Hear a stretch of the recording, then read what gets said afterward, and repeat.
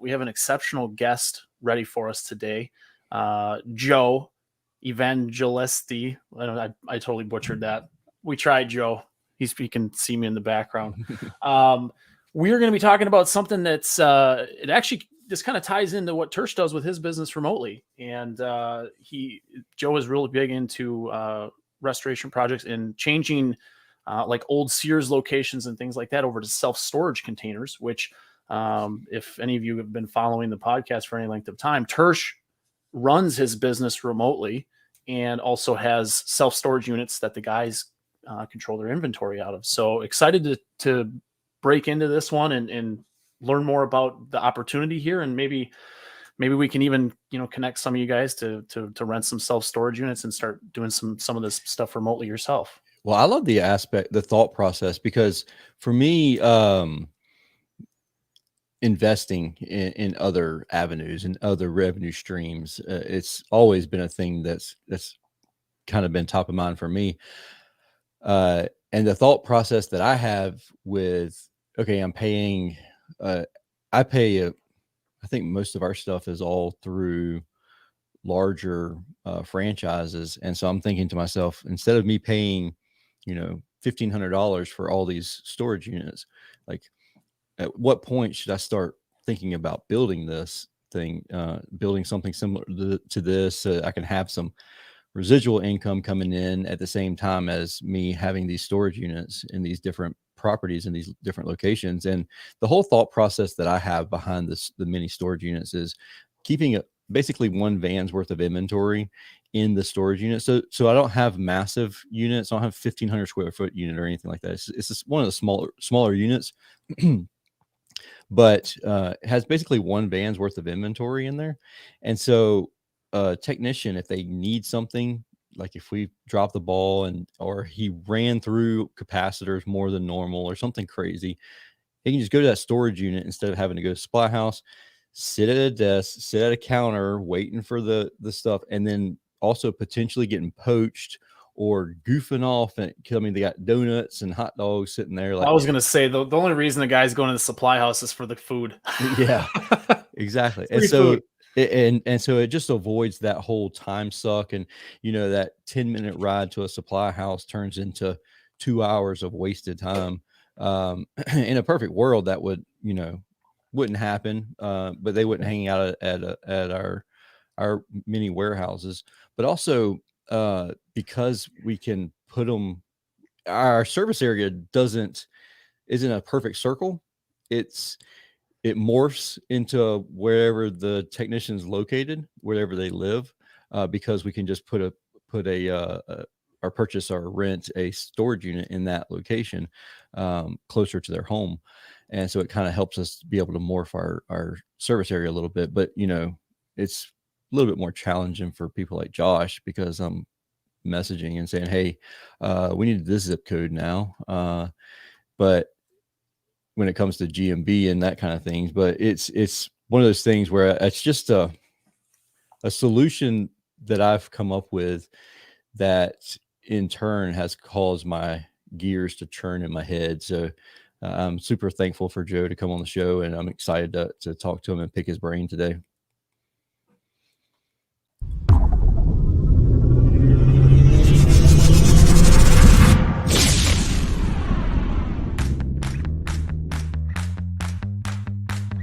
Are you looking for valuable business advice to reach that 7-figure revenue mark?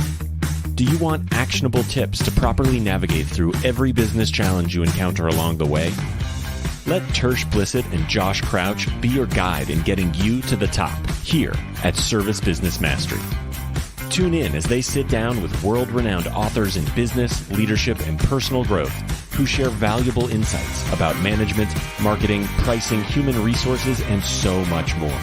Let their nuggets of wisdom gold guide you in owning a thriving, profitable, and ever-growing business. Here are your hosts, Tersh and Josh.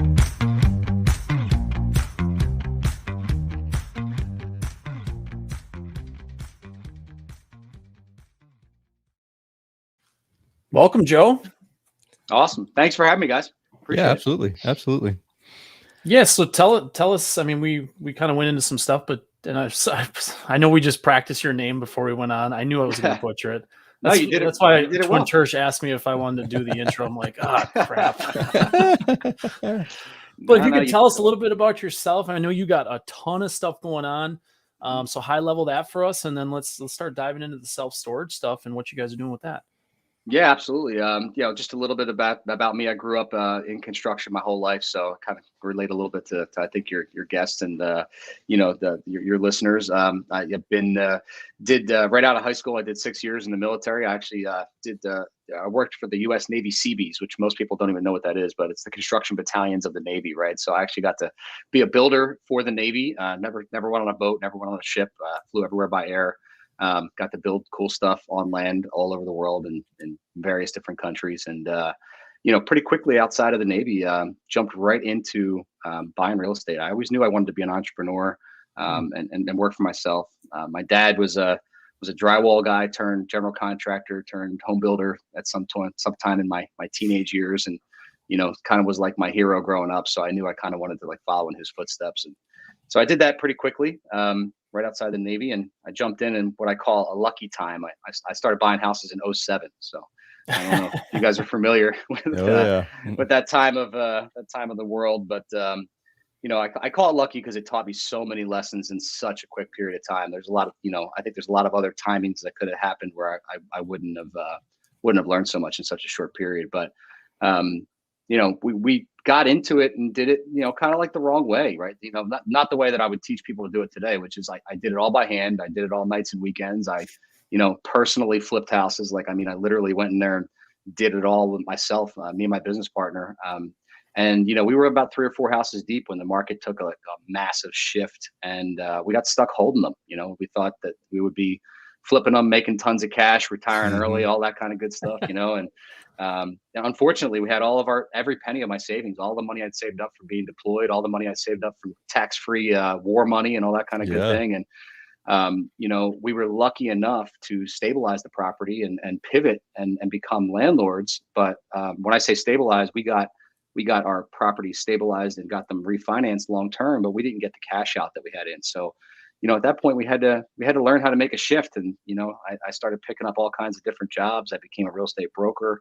I became a landlord, like I said, and I started a BPO business, which is a broker's price opinion business, and I was still doing additions and kitchens and stuff like that on people's house. I was doing all of it for a long time, guys, and essentially learned a lot about the real estate game. And over the course of years, things started to soften, the market started to change, and we were able to start buying houses again, buying short sales and things like that, and ended up flipping houses. And for about 12 years then, we started getting really hot into the fix and flip game. And, we flipped somewhere close to 1,000 houses over that next 12 years. And wow, really, really kind of damn near burnt myself out. And yeah, I can imagine. Realized, I needed to make a shift, and realized that really wasn't a scalable opportunity, and realized that, in my 30s, I don't think I could have done that until I was 50. I probably would have died of a stroke. So, we made the shift into self-storage about 3 or 4 years ago, and never looked back. We,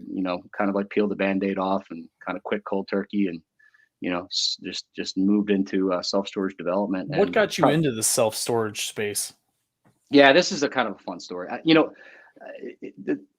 When I first got into it, I really wanted to get into multifamily, right? All my friends are in multifamily. Yeah. One of my best friends started a group called the Commercial Empire, which is a massive multifamily mastermind group that teaches multifamily acquisitions. And the one thing that kept me from doing it was, at that time, 3 years ago, 4 years ago, it was so competitive, so saturated. And I don't know if you guys ever read the book, The Blue Ocean Strategy, but that was the red ocean. It really still is the red ocean, and the concept is where all the sharks are feeding and where all the sharks are attacking. That's not where you want to be. Like, you want to be the big shark out there in the blue waters, searching for fish. And so, I immediately took one look at that segment of the industry and said, man, where else can I be? And, I stumbled upon self-storage, and I made some connections. I made some phone calls. I started having conversations, and all of a sudden it was interesting because the industry was so welcoming.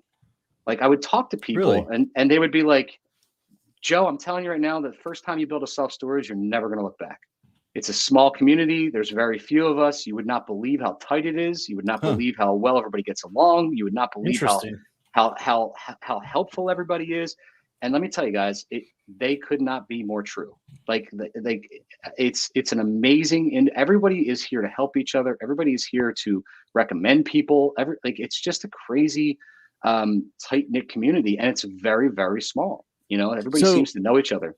So, what I'm going to get kind of into nuts and bolts here. I have some questions about the about your remodels too, but sure, yeah. We can rehash that a little later. But margins, when you're talking multifamilies, because like you listen to Grant Cardone, you listen to some of these other people who are really big into real estate, and you can hear them say, I mean, I personally have friends of mine in Charleston, South Carolina, who like they have 250 units, and it's like you hear people, and I'm like 250 units, and I'm thinking $1,200 a month, like I'm doing this math in my head. Obviously, there's a massive overhead expense up front, but the numbers, the margins, and we talked about this a little bit offline, like the real margins versus the margins that people tell you. I mean, are you good doing that with the storage units? Because we, as business owners, most of the people that are listening to this, we're business owners of service businesses, and as long as we're doing everything correctly and we're putting our numbers right and we got good margins, there's times where we're going to have extra cash flow and we need to invest that versus buying more boats and stuff. I mean, realistically, versus the red water, not just the fact that it's so oversaturated with buying multifamily housing, the margins, does that make sense? Can you kind of dive into that a little bit for me? Yeah. So I think, first of all, I've only bought very small apartment complexes back in the day. So I really can't speak to what these guys are doing with the large apartment complexes, right? I mean, I'm not going to sit here and say that they're not doing what they say they're doing, because I don't know. That's not my space. But what I can say is what we're doing is it works because of our secret sauce, and our secret sauce is finding off-market deals and making something happen out of them, right? Which is entirely different from what I've seen that most people are doing in this industry, right? And we bring that from 12 years of finding single family homes off market, right? What was our unique ability when we were doing the single family space is we weren't just a construction company, we were a marketing company. Right. What makes a single family deal work is finding it off market and negotiating a good deal with the seller and creating a win-win for them and for us. Right. It's not like you shop on the MLS and you have realtors bringing you deals that are listed for retail and you somehow flip them. Right. Yeah. So we took the same mindset that we used in the single family game and we took it over to the self-storage game. So what makes us find great deals is I'm looking off market, I'm shopping off market, I'm actually taking unentitled properties that aren't titled for storage or aren't entitled for storage rather, and I'm either rezoning them or getting variances or getting some sort of design change or implementation. We talked about this before the show, but self-storage now, gents, is really moving into Main Street America, right? In historically, and this is an industry that's only been around for 40 or 50 years, and people don't realize this when we talk about it. They're like, wow, I never thought about that. Like this, it wasn't around in the 40s and 50s. I mean, there was no storage, right? Now it's a newer industry. When it came around back then, it was industrial parks. It was like down this dirt road, and no lighting. No lighting, scary. Like you're driving. People don't want that anymore. What people want is they want easy access. They want to be off Main Street. They want security. They want lighting. They want to feel safe when they get out of their car with their stuff. Women don't want to feel like they're going to get attacked when they move into their unit.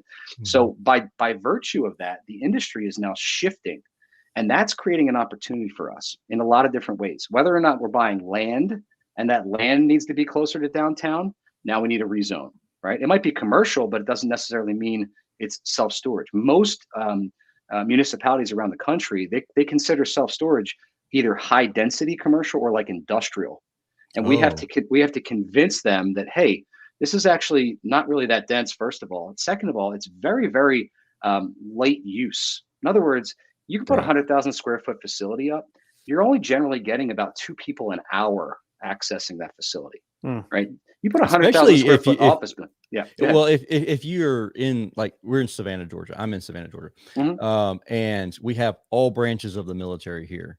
Yep. So having every single branch, that's constant deployment. Like, and so you deploy for 6 months and everything goes into a unit. And so like I would imagine you'd have even less traffic daily if that was the case.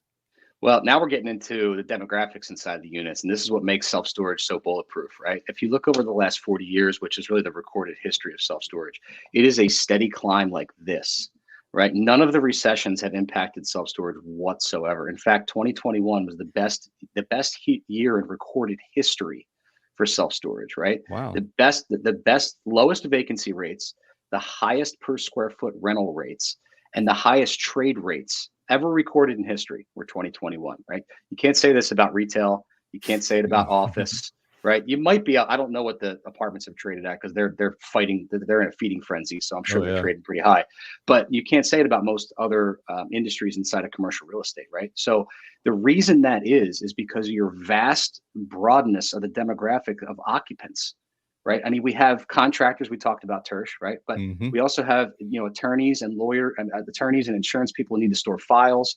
Then you have your mom and pops who are upsizing and downsizing. Then you have like your small businesses that need to keep materials, not just your contractors, but then you have contractors that need to keep materials. Then you have your millennials who don't want to, plant their feet anywhere, but they want to, be Airbnb'd all that. I had a business partner that's been 18, 24 months on the road. His entire life is in a self-storage, right? He literally packed his life up, put it in self-storage. And so there's so many different types of use. You just mentioned military deployment, right? So many different types of use, right? That's what makes it. So when the market crashes and let's say our contractors have a hard time, they don't have excess materials, they stop using it. Now all of a sudden people start to downsize their houses. They don't get rid of their stuff. They downsize their house, they put their stuff in storage, right? So stuff doesn't disappear. Right? People's lives change, but their stuff doesn't disappear. That's why self-storages stay full. And in general, we're looking at 95% occupancy rates across the board in good times and bad. Right? And you can't say that about office. I promise you can't say that about office. Right? I have a 9,000 square foot office in my town, and we're fighting to keep it at 85% full at all times. Right? Yeah. I always had tenants moving out. What do you have any stats on what the average tenant stays at a? Like once you get a tenant sign up, because I'm assuming with the fee, because it's a fairly nominal fee to keep your stuff there, right?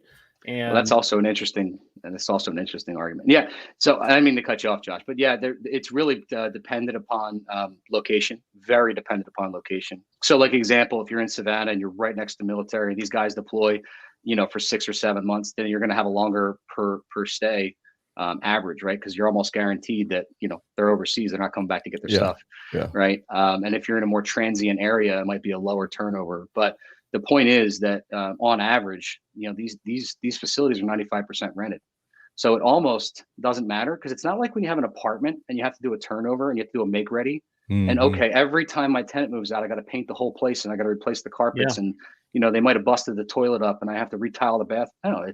It's a concrete box with steel walls, right? All I got to do is sweep it out and there's somebody waiting to move in, right? So it's a whole different dichotomy, whole different animal. So we talked beforehand and a little bit here about a buddy of mine, Kevin, next door to him. He's historic Savannah. You would never know from the outside looking in that the building is filled up with storage units. Yep. Is there a chance that this, I don't know, I'm thinking too big picture or too large of a grandiose scale, but is there a chance that this is kind of what helps save the dying malls across the country? I mean, because in Savannah, we have one mall that's really thriving. The other one is dead. It's got Target and Bass Pro Shop, and other than that, nothing. Church, that's like same story around here when we did Christmas shopping this year. You go to the malls and you see commercial real estate or commercial offices, which honestly, the last 2 years, I don't know when they started creating those, and they started creating them a couple years ago. Now it's probably not such a great idea because there's a lot of open commercial space. But I can totally see this becoming a thing because the mall that's closest to us is in a really nice area, but it's dead all the time. Like it's got great stores and food, but it's just dead. The food court's got like 3 selections now because nobody can afford the rent and pay there and stay there. So yeah, is that what you're seeing, Joe? Is opportunities like that to move into, remodel some of these places and get some self-storage space in there? Yeah, I mean, look, there's a definite shift. I tell people all the time, like big box is not coming back, right? Like your Circuit City's not coming back, right? And so like Sears, Kmart, Pier 1 just disappeared. They're going away. Like I tell people all the time, unfortunately, if you work at Best Buy, I'm not talking about you, but I don't know how it's still in existence, right? I haven't been to Best Buy in 5 years, and there's one a mile from my house. I don't know who goes in there, right? Mm-hmm. So like, that's going to shift, and that's going to continue to shift. I think your super big box, your Home Depots, your Costco, your Lowe's, they're going to continue to thrive because people want to buy stuff in bulk, Mm-hmm. right? And then I think your mom and pops are going to have a resurgence because people want to connect with people still. Yeah. Right. So if you want to buy your boutique stuff, you're going to still want to go to your local mom and pop joint. Like your Mm-hmm. Ace Hardwares of the world are always going to be around because you can connect with people and you can go shop for your nuts and bolts, right? Yep. Like people are going to want to do that, right? But the middle of the road, right? Like your Kmart's and Sears, and if they don't have a niche and they don't have a reason for existence, like they're going to disappear. People aren't going to shop there. So what happens now is we have these darkened big box chains. And yes, I think self-storage is one of those things. I think hopefully, we're Americans, we're resilient. We're going to come up with other reasons to fill these spots. But right. I mean, if we don't, then it's a plight. You don't want to see this big dark store in the middle of downtown. And so it's one of our arguments and one of the abilities for us to go into some of these places and say, hey, this Kmart's been vacant for 8 years. Like, do you want your people driving by this thing all day long? We have one of those in town. It's been vacant for like 4 years. I'm going to text you for the information when we're done this. You should. But that's the challenge. It's on a really great street. Yeah. There's a lot of traffic. But that's the challenge, though, Josh. It's really horrible because what it's doing is it's actually sucking business from the fast food place on the corner and the gas station on the corner and the whatever else is inside of that shopping center, right? It's people don't want to visit when they see 100,000 square foot empty inside the shopping center. Your immediate subconscious reaction is, oh, well, this isn't a place I want to do business. Yeah. Right. Well, I'm thinking the parking lot, like as you're talking about this and like, is there a solution for that? I mean, cause that's a lot of wasted space at this point. You know what I mean? I'm thinking like actual square footage of land. And I'm like, geez, that's mind blowing how much, I mean, even if you had a storage unit, you wouldn't need all of that parking outside anymore. So we need a whole lot less parking. So we're doing a conversion in upstate New York, for example. It's a 100,000 square foot Kmart that was abandoned. That was a darkened Kmart. It's on 21 acres, right? I mean, there was like, wow. I had to guess, there's probably huge. 400 parking spots out front of this place. We're actually converting it and chopping it up to 3 different pad sites out front, right? And then we're converting the 100,000 square foot into 50,000 climate control. We're adding 50,000 more non-climate control outside in the form of garages, like pull-up garages. And then we're going to have 2 more retail tenants inside of the climate control building left over that are about 25,000 a piece, right? So now what you're doing is you're taking one site that had one Kmart, and you're going to have 1, 2, 3, 4, 5, 6 different tenants that are going to bring life to this shopping center that's been vacant for 20 years. Yeah. Right. So that's that to me, I mean, selfishly, it's a value add, right? Because it's us doing it. But like to the community, like this is the first thing that people see when they come off the highway. This is literally the gateway to this city. Right. And it's been vacant for 20 years. Right. So the city is absolutely in love with this project because it's the first thing you're going to see when you come in. So tell me what's like, say someone's listening to this and they're thinking about, this is a really cool idea. Like what's the next step there?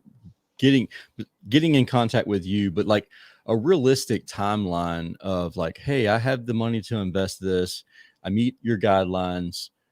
Where do we go next, and how long does it take to get it up and going? Yeah, we make it really simple. It's a great question, Tersh. We make it really simple. There's really 3 or 4 different ways that you can get involved in self-storage, right? The first way is we have a training called Certified Field Agent Training, where we literally take people through a 4-step training. It's like 4 30-minute videos where we teach people step by step exactly how to find these deals, go out and find them, and then we literally put them through like a little 10-question quiz, and they get a certificate in the mail that says they're a certified field agent. Once they're certified, they can go hunt these deals for us, and they can put them on our operations board. We plug them into our operations back end, and they can hunt these deals. And last year alone, we had 3 guys that are all full-time, in the business. Ironically, because you guys are service, one of the guys runs a concrete company. Right. And every one of these people made a cash bonus up front of between $35,000 and $45,000. And they made anywhere between 3 and 5% equity in a $20 million deal for finding the deal. And that's all they did was find deals. So that's step one. You could be a deal finder or a certified field agent. Right. And the cool thing about that process is there's zero risk except for your time. You invest some time and you learn how to find deals, and you get a big piece of the pie for finding the deal. And there's no risk. You're not involved. You're not signing your name on papers. You're not, going to the bank and getting financing. Like, you're literally just finding deals. That's step one. Step two is if you're an accredited investor and you want to just invest with us as a limited partner and just be along for the ride and be passive as an income stream, you can visit the website that's going across the screen right now. It's investwithlegacy.com. And you could just fill out the form and say, hey, I'm interested, and let's talk. And literally either me or my business partner, my chief investment officer, will hop on the phone and have a 10-minute chat and see what your interests are and, what it is that your goals are really. And see if you're a fit. And if you are, then we'll tell you what the next thing is in the pipeline that's closing, and we'll try to set you up. That's to come on as an investor. And last but not least, actually, probably in the next, I don't know when I know we're getting taped here, but I don't know when the podcast is getting released, but like in the next 10 days, we're starting a mastermind called the Storage Syndicate, where we're actually going to take people step by step and teach them every single step of. Literally, we're going to do 2 or 3 live trainings a week with my team, my executive team, my acquisitions guy, my negotiator, my chief development officer, my chief investment officer, myself are going to do these live calls and do open Q&A on exactly what we do and how we build our business and how we find our deals and how we fund our deals, how we build our syndications, how we hire our people, how we, do the bid process, the whole thing. It's just open book. We're going to teach people how we do it. And again, allow them to either joint venture with us, go find deals, or if they're savvy enough and confident enough, go out and do your own deals. We don't have to be involved, but just teach them start to finish exactly our processes. So where are you guys focused right now as far as, is there like certain regions, things like that you guys are focused on? Yeah, we're really focused Texas and east all the way to the Atlantic. Like I said at the beginning, we're probably in we're in 6 states right now. I think we have projects in the pipeline in like 3 or 4 more states. We're already looking at stuff in like Colorado and Utah. I think eventually we'll be more West Coast. The only thing that limits us, quite frankly, selfishly, is like how long I got to get into a plane to go look at the site. Texas is already pretty far away, so I don't really want to fly to California to look at sites. But my chief development officer is in Colorado, so it's kind of, would be nice to have some stuff around him where he could hop on an hour-long flight and go check it out. So, I think eventually we'll go as far as Colorado, and that'll cover a pretty good territory. It's a little bit of a space. Yeah, a little bit of a region, right? I'm going to share this episode with my wife. She's always been interested in real estate. She'll probably love this. Yeah. It's a lot of fun. I tell you what, so the 3 guys that did deals with us last year, one of them was a bank underwriter, one of them was a concrete guy, and one of them was a commercial broker who'd never touched self-storage before. Like he was like I think he was actually an apartment guy. So it's just interesting to see like people from all walks of life can learn how to go find these deals. And I mean, the banker, like he just did a testimonial for me the other day. I think he had a total of 30 hours involved, and he made $36,000 on his first deal. And he's got 2 more deals in the pipeline since then. So it's like, it's pretty insane how, you put some hours in, you invest the time, you learn the process, and you get paid big money. That's wild. That's man. Awesome. It's cool how it's from an entry level perspective, because people think about this and they're like, oh man, now I got to hire people to like erect these buildings or knock them down and do all this other stuff. And you guys pretty much have like the system. You just need help on the ground trying to find some opportunity. Well, and I have no doubt that he'll eventually develop some of these deals because he's got the bug now. But like, before then, it's like he'd never, ever, ever looked at a piece of real estate. Just never even like crossed his mind. You know what I mean? So it's interesting to see how you can, you can go from zero to hero pretty quick. And like this, I guarantee that guy will develop a self-storage in the next 2 or 3 years. Well, there's there's so much opportunity for this because commercial space is empty. It's sitting there collecting dust. And I've always thought that I drive by these areas with like a ton of commercial buildings, like the ones like the old office buildings that have like 5 floors and a ton of suites. And I'm like, man, I wonder how full that is. Right now, there's probably nobody in there. Yeah. You know what they did with the top level of a Belk building at the mall? They created an indoor go-kart rink. But the problem was they rented out the bottom to University of Virginia or whatever the online whatever it was. And so like that downstairs they were like they could hear, even though there's concrete between the two, they could hear us woo, woo, woo, woo. They could just hear stuff going over them, and they're like, oh, this is not going to work. So it doesn't make a lot of sense. They need to rent both floors now and expand the go-kart side. Something. But so I want to revisit beginning of the conversation. You mentioned 07-ish going into the recession and everything with everything. At what point did you figure, or how did you figure out it was safe to start purchasing more properties to flip? Well, that's a good question. So 2 things had to happen for me to figure that out. Number 1 is I had to understand how to use OPM. You guys know what OPM is, right? Other people's money. So I was 4 deals deep, all my own cash. Right. And I was broke. Right? And at that point, we had a partial business partner who we were still using our own money, but he was the money. Like it was, how do I explain this? He was a partner, but it was all equally split our money. So we all had our money in, but he was the rich guy. So like he was like our mentor. He had tons of money, and so me and my other partner, who were the same age and both broke, we're just thinking like, oh, we're gonna keep doing this. We're gonna go to him and we're gonna ask him for the money because he had like at that time he had like 250 apartment units and he was like 38 years old. So we were like, oh, he'll be the bank. He's got plenty of money. And so we approached him. We were like, look, man, you've seen us do 4 deals. We're doing great. We know the market's softening, but you want to add, doors to your portfolio anyway. So let's just keep buying these things and we'll keep turning them into rentals until the market changes, and then we'll sell them off. Because we were actually buying them at good prices. We just couldn't, resell them at the top, but we knew that the market would turn, right? So anyway, he basically said, I don't want to be the bank. And we were like, what are you talking about? What, like why would you not want to be the bank, right? So anyway, that was like not only was it a slap in the face, but it was also like a realization that like there's got to be a better way. And that's when it hit me. Oh man, so you guys might not remember this, but maybe you do because you're probably my age. But I had a Carlton Sheets. Carlton Sheets had this like in the 90s, like a real estate investment thing. Like I had this like 3-ring binder with like cassette tapes in it. So I dug this thing out of one of my old like boot lockers that I had from when I was a kid, and I started like listening to the tapes and reading and I started reading about private money. Like I forgot that I learned this stuff when I was a kid, and I literally started calling around and saying, hey, I have great deals. Who do you know that might want to invest with us? And this is kind of a cool story actually. I met up with somebody and he said to me, okay, you have a good deal. And at that time, we ended up buying like one of the first short sales. Like this is when short sales, like they came in pretty hot. Like if you guys remember, like it was like 08 and like by 09, like short sales were already happening. And I happened to be a broker, so I kind of knew about them. And back then, like you didn't need an attorney to negotiate a short sale. All you needed was a seller that was in distress, and you could call the bank yourself as the realtor and be like, "Yo, we're negotiating a short sale," and they would be like, "Hold on a second, we'll put you on the phone with our customer service rep." Like it was crazy. It was like the Wild West. Anyway.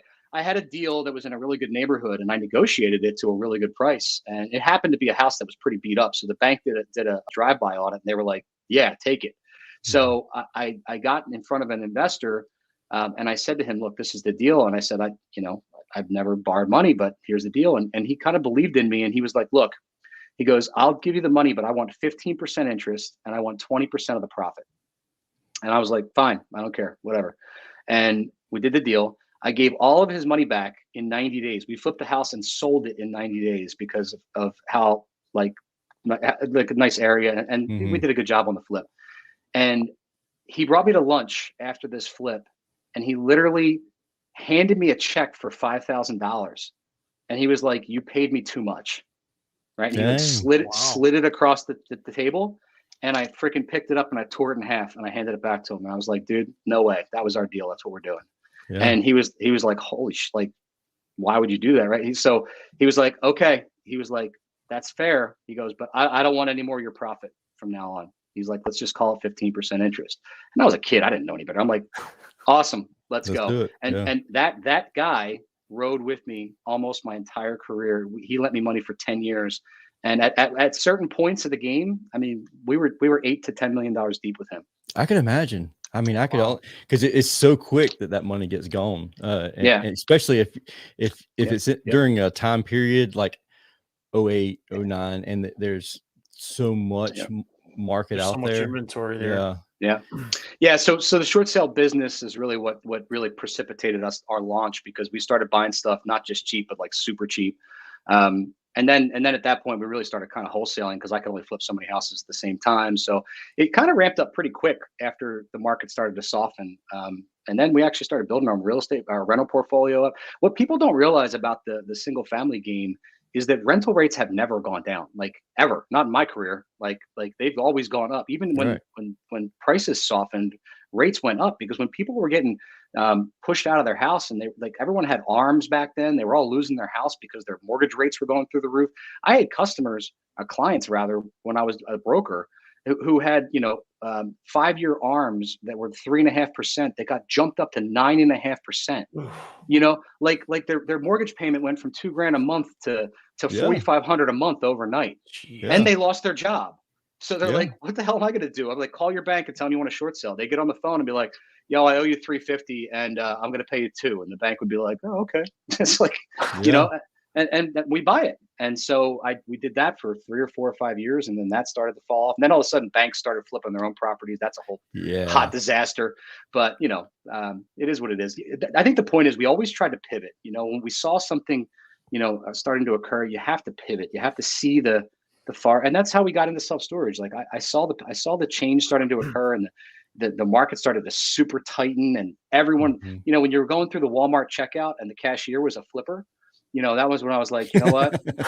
Like I think I've had enough of this. HGTV ruined this for everybody. That's what I was going to ask earlier. Like how bad did that HD and whatever, the DIY network and stuff like that, because they only show the glamorous stuff unless it's dramatized. I mean, and then they're like, "We made $1 million," and they don't show all the other the ones that weren't so successful, because that's not exciting. Nobody cares. Yeah, it really destroyed a lot of things for us guys, because when you started to have people go through every single rehab, and then it was like the whole big shtick out there was, for a long time, was if the house is rehabbed, it must be a piece of shit. And meanwhile, we're like professional rehabbers. Yeah. You know what I mean? Like, this is my livelihood. I'm doing dozens of these a year, and we're putting our heart and soul into these things. And I'm making sure every house has a brand new heater. Every house has a roof warranty. I'm selling houses with home warranties to make sure you feel comfortable in that. Nobody did that shit. Like, nobody did what we did. And then people would walk through and be like, "Oh, another flipper." And it's like, you want to put a sign on the house and be like, "I'm not another flipper." Right. That's the hard thing, because there was so many people, like you said, the person in the Walmart checkout line was a flipper. Everybody. They didn't know how to do plumbing properly. They didn't know that the roof needed to be replaced, and they didn't budget for any of that stuff. They overpaid for it. And then next thing you know, they have to skip all these other things. And the real problem, Tersh, was educating the consumer, and I think that's what put me over the edge, because buyers couldn't tell the difference. And I believe, and I'm telling you this from experience, because I was a broker and I would take people through homes. They would knock on the countertop and be like, "Is this Formica or granite?" And I'm like, "All right, I'm done. Like, I'm out." Like, because you'd walk through a flip, and if it had new carpet and new paint, they would think it was nice. And then I would look close and be like, "Man, the trim doesn't match." And like the tile was just clean. They didn't replace it. And like, it's Formica, not granite. So like, you could do a half-ass flip, and the buyer didn't really notice it until they lived there for 6 months and stuff started falling off the walls, right? Versus doing a full, real good job flip. And you don't notice that stuff until you live there for a while, when stuff's not falling off the walls. And so that was the difference. Like, the problem was people would buy bad stuff, and then they'd have remorse later on. And We just didn't do it that way. So yeah, that's where I had to make the shift. There was just too many bad actors out there. Well, and I want to revisit that point. Maybe this is where we can kind of tie it up, is you made a point, because our industry, the home services space, has been blowing up the last 2 years. Everyone's home offices, like everyone wants to be more comfortable. They're not going out as much, which obviously is why we're talking about open commercial real estate.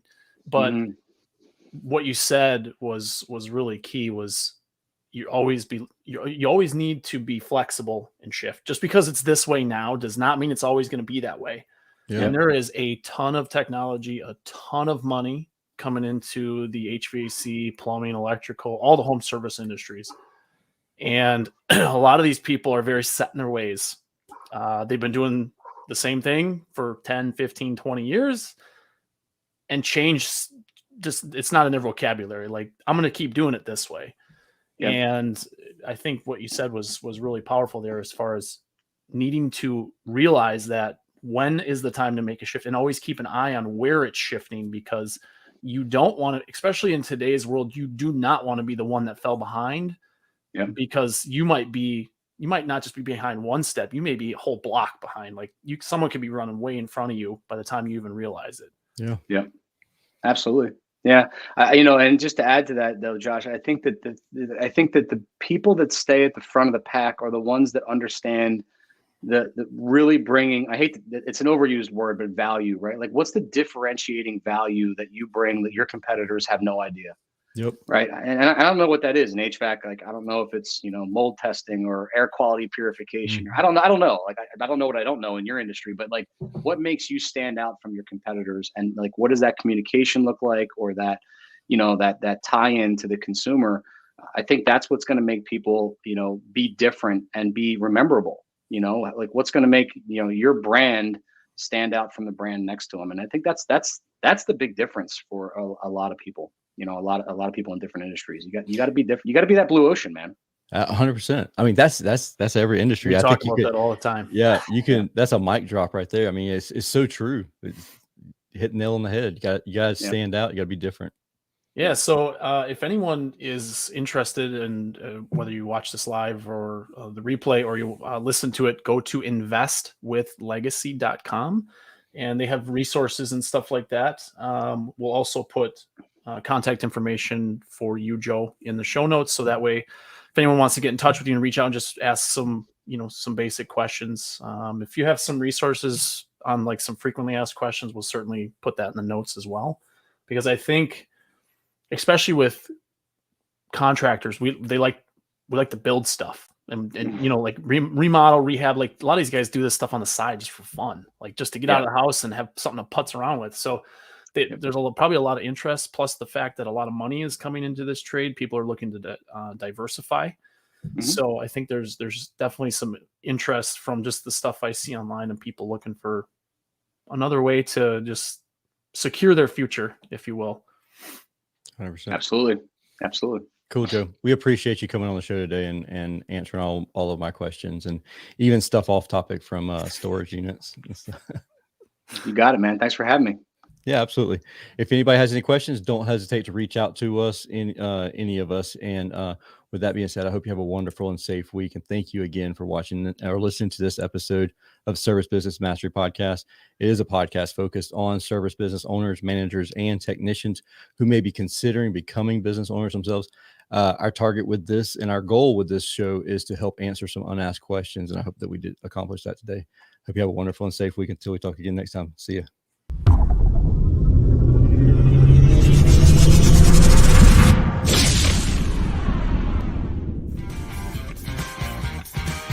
Thank you for listening to this episode of Service Business Mastery.